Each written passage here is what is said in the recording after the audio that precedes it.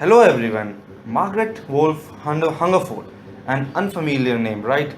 But his saying, beauty is in the eyes of beholder, will seemingly be more familiar.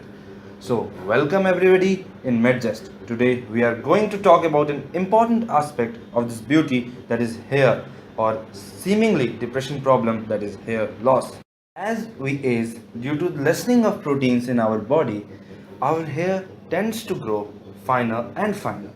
Early in the history, this trend was limited to west side of the world, but nowadays, even Asians and Caribbean men and even women are suffering from this. An average person loses about 70 to 100 hairs per day. Testosterone, a male hormone also responsible for hair growth in puberty, leads to hair fall in later period of life. Surprise? Right, me too. Women also have some quantity of this hormone. Also in women after childbirth and menopause due to lessening of protein, hair fall occurs. Stress, a commonly repeated name in many diseases, also plays a role over here. In some cases, it also leads to heavy metal toxicity, which is the most severe case of hair fall. So, how to improve the hair health or health of the hair?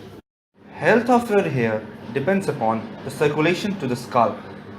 Mind it, it can only be achieved by intake of right amount of nutrients, not by pouring nutrients on the scalp or the head, which most of the people nowadays do. A very interesting hypothesis over here is that stress leads to tightening of scalp, leading in reduced blood flow. As many of people may know by now that reduced blood flow means reduced hair growth.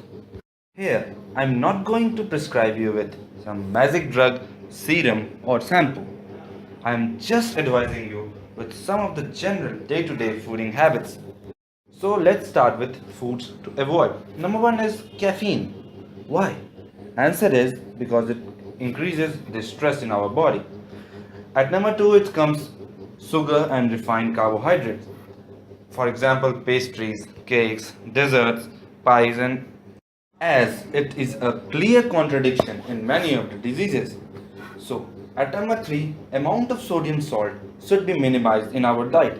And this is the major problem in Indian culture, the culture we live in. Now, let us deal with some of the friendly foods. Quality protein is most important food for your hair. One should eat organic lean meats, chicken, game, fish and eggs, particularly egg white. But vegetarian based proteins which are found in seeds, nuts, vegetable, whole grain, etc. are more better and beneficial for your health. Iron rich foods such as egg yolks, green leafy vegetables such as spinach, whole grains, breads and cereals, also meats and fishes should be added to our food or regular diet. Try adding seaweeds such as kombu or arame to your meals. You use them as you would use a green vegetable, and they are a rich source of minerals needed for your healthy hair. Essential fats are vital for healthy hair and a healthy scalp, so eat more walnuts, pumpkin seeds, sunflower seeds, and their unrefined oils mixed half or half with olive oil. Use for salad dressing and drizzle on cooked food. Essential fats help you to avoid a dry, scaly scalp and nourish the hair follicles. Coriander, a topping in most of the Indian dishes, help to detoxify heavy metals from the body, and it is also full of nutrients, especially B vitamin. Now, here are some helpful general hints.